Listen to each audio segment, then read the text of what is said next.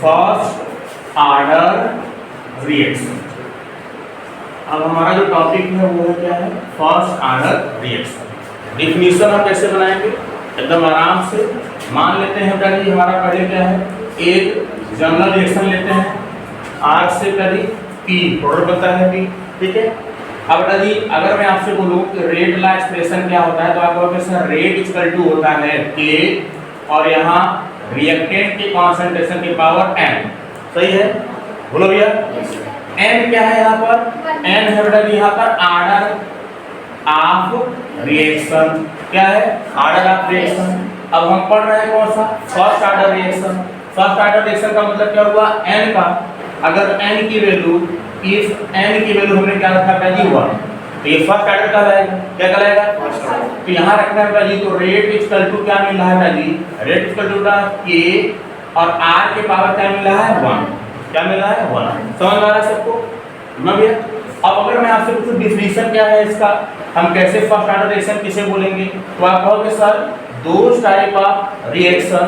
अगर मैं आपसे बोलूं इसको हम कैसे लिखते थे, प्रोपोर्शनल हो गया, ये क्या हो गया r के पावर 1, यहाँ पे कांस्टेंट है ना, क्या है कांस्टेंट, हम इसको ऐसे लिख सकते हैं ना, बोलो भैया। अगर मैं आपसे डिफिनीशन इसका पूछूं तो डिफिनीशन क्या होगा फर्स्ट ऑर्डर रिएक्शन का, तब आप कहोगे those type of reaction with which rate is proportional to first order of concentration of reactant ना भैया, बोल सकते नहीं, first order of concentration of reactant. तो बेटा जी क्या होगा डिफिनीशन हमारा, those type of reaction which rate is proportional to, ठीक है, proportional to first power of concentration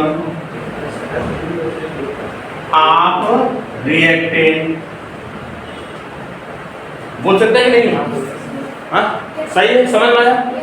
हमें अच्छे से पता है कि किसी भी रिएक्शन के लिए जो रेट होता है वो डायरेक्टली प्रोपोर्शनल होता है, क्या है आपका, वो डायरेक्टली प्रोपोर्शनल होता है कंसंट्रेशन ऑफ रिएक्टेंट के पावर सम, कुछ भी हो सकता है जो हम रेट ला एक्सप्रेशन से बोलते हैं। तो मैंने यहाँ मान ला इसको, इसी को हम ऐसे लिख सकते हैं ना कि rate is directly proportional to r के power order n, order n। अब n की जगह क्या लिखे आप 1 लिखे फर्स्ट ऑर्डर रिएक्शन के लिए, तो क्या मिला हमको, rate is directly proportional to r के पावर 1, आया ना। तो यहाँ से हमारा डिफिनीशन क्या बन गया, हमारा डिफिनीशन बन गया वो रिएक्शन जिसका रेट डायरेक्टली प्रोपोर्शनल हो किसके बेटा जी, first order of concentration of reactant. समझ में आ गया, क्लियर है, हाँ ठीक है। अब बेटा जी अगर मैं आपसे यहाँ से पूछूं का जी इस इक्वेशन को ले लें यहाँ से, कि जैसा कि हमने देखा हमको इंटीग्रेटेड रेट पढ़ना है, इसका इक्वेशन पढ़ना है, तो रेट इक्वल टू क्या है के ना, और आपने कहा कि सर कि for n equal to 1 first order के लिए रेट इक्वल टू क्या हुआ, तो आपने कहा सर के और r के पावर 1, सही है। मेरे प्यारे बच्चे हम लोग रेट को कैसे लिखते हैं, रेट को लिखते हैं ddT of concentration of r, ये लिखते हैं रेट को, ठीक है।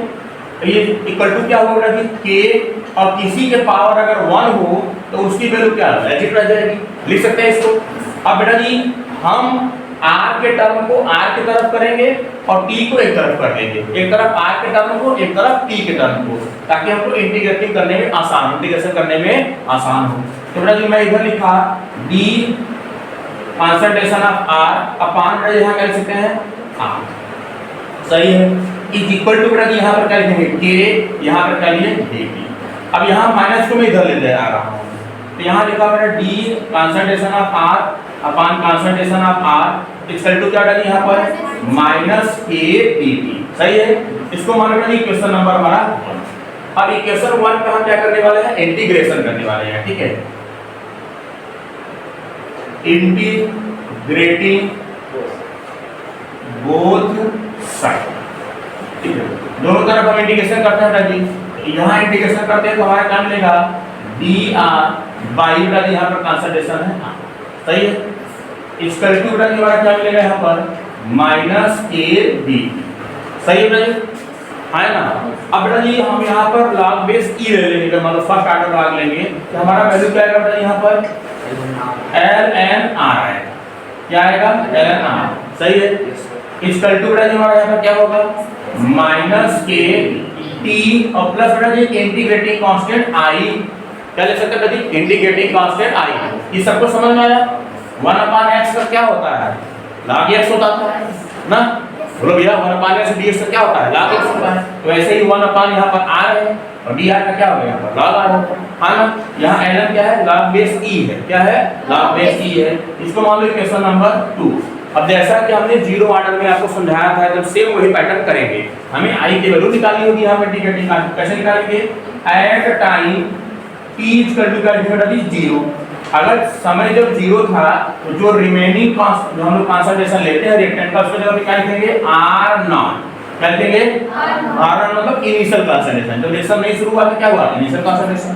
पुट करो वैल्यू बेटा इसमें, तो ln r के जगह क्या लिखेंगे दिया r नॉट, क्या लिखेंगे equal to minus k into t के जगह क्या लिखेंगे 0 और प्लस i। तो i बराबर क्या हो जाएगा बेटा जी हम लोगों का ln r नॉट हो जाएगा कि नहीं हो जाएगा, हाँ सही है। अब बेटा जी अगर इस वैल्यू को मैं इसमें रख दे रहा हूं, ठीक है, नाउ इक्वेशन 2। अब दूसरा इक्वेशन क्या हो जाएगा बेटा जी ln r equal to minus k t plus बेटा जी क्या होगा ln r नॉट, सही है भैया। ये मान लीजिए क्वेश्चन नंबर हमारा क्या हुआ 3 होगा, क्या हुआ 3, वहां तक समझ में आया सबको, ठीक है। अब बेटा जी मैं इस इक्वेशन को ले रहा हूं ln r equal to minus k t plus बेटा जी ln r नॉट। अब मैं ln को एक तरफ कर रहा हूं, ठीक है, मैं इधर ले रहा हूं ln r minus ln r naught equal to क्या हो जाएगा माइनस के टी। अब माइनस साइन जब यहां से हटाएंगे इधर लाएंगे तो हमारा बदल जाएगा बेटा जी ln r not minus ln r, सही है ना ना बेटा माइ ऊपर अब यहां क्या हो जाएगा kt हो जाएगा, क्या हो जाएगा kt, सही है बोलो भैया। अब आप जानते हैं बेटा जी log m minus log n क्या होता है log m बाई n, यही होता है। यहां लिखिए बेटा जी ln r not upon r लिख सकते हैं नहीं, ये log m minus log m बराबर क्या होता है log m by log n, सही है। इक्वल टू क्या हो जाएगा जी kt, क्या हो जाएगा kt, या बेटा यहीं से t इक्वल टू क्या लिख सकते हैं 1/k लिख सकते हैं 1/k ln r not upon r। बोलो भाई ये हमारा इक्वेशन निकल गया बेटा जी 4, और ये इक्वेशन जो है वो क्या है log बेस e है, क्या है log बेस e। अब अगर हमें log बेस 10 में बदलना है तब ना यहां पे लिखिए, फिर आगे इरेज करके लिखते हैं।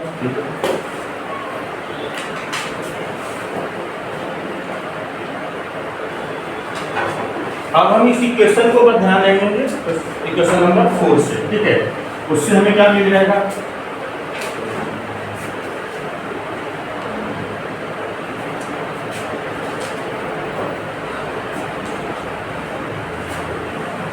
इक्वेशन नंबर 4 हमारा जो था ये था t इक्वल टू है आपका 1/k ln log base e है यहाँ पर, ठीक है, r not upon r concentration.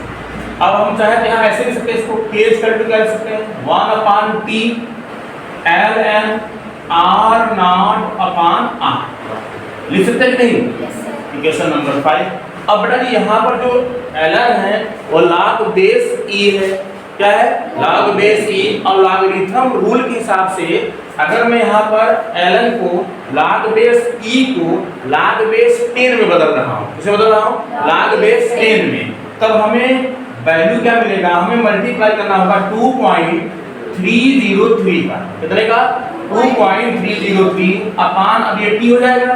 अब ये जो ln था log बेस e था क्या हो जाएगा log बेस 10 हो जाएगा, क्या हो जाएगा log base 10 r not upon बेटा यहाँ पर क्या है r, ठीक है।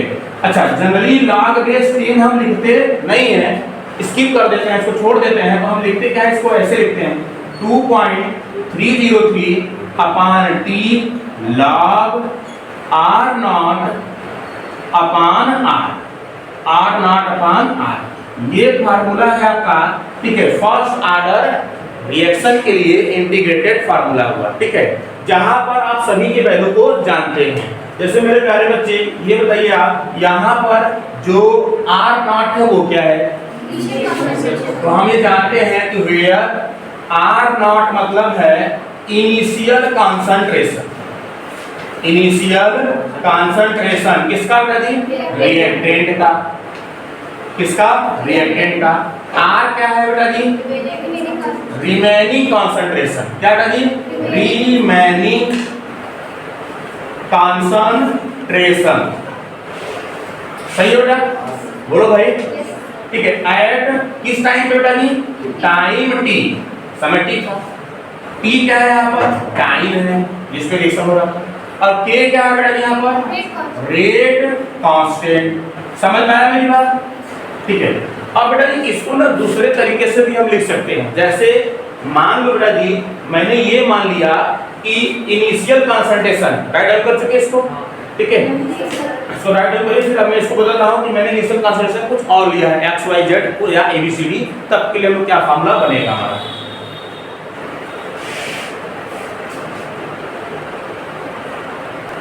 अब अगर मान लो बेटा जी हमने इस प्रकार से रिएक्शन लिया अपने आप को, ये मान के कि हमें कुछ कंसंट्रेशन कुछ और दिया हो R नॉट के जगह पे। जैसे मेरे प्यारे बच्चे, अगर मैं आपसे एक जनरल रिएक्शन दे रहा हूं, R से बन रहा है P, भैया at time T equal to 0, जब रिएक्शन शुरू नहीं हुआ था तो मान लिया जी ये A मोल था, कितना था, तो ये कुछ बना नहीं था उस समय, 0 था। अब मान लो जी at time T, at time T, ये मान लो जी x मोल बना, कितना बना, x, तो ये बचा कितना बचा, a माइनस यस। अब बेटा जी ध्यान से देखो, जो फार्मूला अभी हम लोगों ने लिखा था, ठीक है, क्या लिखा था बेटा जी हम लोगों ने, t इक्वल टू या k इक्वल टू, मानो t इक्वल टू लिखा था 2.303 upon k log r not upon r। मेरे प्यारे बच्चे आप बताइए यहाँ पर r नॉट क्या है, इनिशियल कंसंट्रेशन है, क्या है बेटा, सही है। और r क्या है, रिमेनिंग मतलब बचा हुआ। तो बेटा जी अभी आप इसके साथ कंपेयर कर लीजिए बेटा जी, जब हम कंपेयर करेंगे तो शुरुआत में हमारे पास इनिशियल कंसंट्रेशन कितना था, a था, कितना बेटा जी, a। तो ये बेटा जी इस प्रकार से लिखा जा सकता है, एट टाइम t, समय t पे जो रिएक्टेंट था के log टाइम t पे जो इनिशियल रिएक्टेंट था वो पहले टाइम 0 था, तब क्या था, a था, कितना था a। और जब समय बीता बेटा जी एट टाइम t पे रिएक्टेंट कितना था, a माइनस x। समझ में आया मेरी बात, बोलो भाई। आप क्या समझेंगे, आप अगर इनिशियल कंसंट्रेशन में मान लो 10 ग्राम दिया है बेटा जी, 10 ग्राम, अगर ये 10 ग्राम दिया बेटा जी, और मान लीजिए एट टाइम 5 सेकंड पे, 5 सेकंड बाद बेटा जी ये 4 ग्राम बन गया, तो बचा कितना है, 6 ग्राम क्या, कितना बचा। इसका मतलब यहाँ पे होगा क्या, यहाँ पर रूल हमेशा क्या होगा, R नॉट माइनस प्रोडक्ट, यहाँ पर क्या बचेगा, R नॉट माइनस प्रोडक्ट का कंसंट्रेशन। बोलो भाई, हाँ या ना। तो आप ये दोनों फार्मूले यूज कर सकते हैं। अगर आपको ये फार्मूला इजी लग रहा है R नॉट अपॉन R वाला, तब भी सही है। अगर आपको R नॉट अपॉन R ना अच्छा लग रहा हो तो आप A upon A minus x वाला याद कर लीजिए। A यहाँ पर क्या है, इनिशियल कंसंट्रेशन, क्या है, इनिशियल कंसंट्रेशन, और A माइनस x क्या है, remaining concentration of product reactant. ना भाई, समझ में आया मेरी बात नहीं। तो दो फार्मूला जैसे आप याद कर लीजिए, बस आपको याद क्या करना है, आपको बस ये याद करना है, यहाँ दिख रहा है, किसको याद करना है, एट टाइम t, समय t दिया हुआ है तो t इक्वल टू क्या होगा, 2.303 अपॉन k log। मेरे प्यारे बच्चे यहाँ पर कौन सा कंसंट्रेशन है, इनिशियल कंसंट्रेशन, किसका बेटा जी, आप रिएक्टेंट। और अपान यहाँ पर क्या डाली, रिमेनिंग कंसंट्रेशन, क्या डाली, रिमेनिंग कंसंट्रेशन किसका, आप रिएक्टेंट। तो रिमेनिंग कैसे पता चलता है, रिमेनिंग का मतलब ऐसे पता चलेगा कि हमारे पास जितना रिएक्टेंट था उसमें से वो कितना प्रोडक्ट बन गया, जितना प्रोडक्ट बना होगा उतना माइनस कर दीजिए, रिमेनिंग मतलब बचा हुआ प्रोडक्ट हमको मिल जाएगा। समझ में आया मेरी बात? तो फार्मूला आपको याद कर लेना है एकदम अच्छे से इसको, ठीक है, कि T = 2.303 upon K log concentration of डाली initial concentration of reactant upon remaining concentration of reactant. सही है, राइट हम अच्छे से